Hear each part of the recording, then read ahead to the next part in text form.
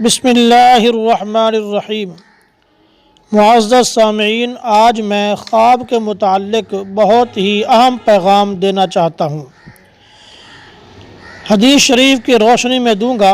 حدیث شریف میں آیا ہے کہ اگر کوئی شخص اچھا خواب دیکھے اور جب آنکھ کھل جائے تو اس پر الحمدللہ کہے اور اچھے خواب کو بیان بھی کرے، مگر ان لوگوں کے سامنے بیان کرے جو اس سے محبت کرنے والے ہیں۔ اپنے دشمنوں کے سامنے، مخالفین کے سامنے اچھے خواب کو بیان نہ کیا جائے، ورنہ وہ حسد کریں گے اور نقصان پہنچا سکتے ہیں۔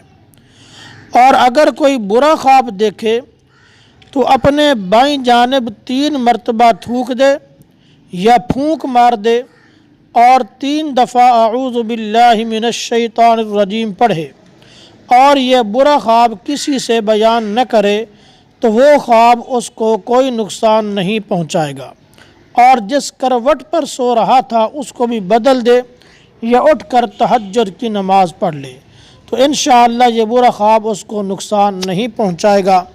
اکثر لوگ خواب دیکھتے رہتے ہیں، تو اگر اچھا خواب آئے اس کو بیان کرو، اس پر اللہ کی حمد بیان کرو، اللہ کا شکر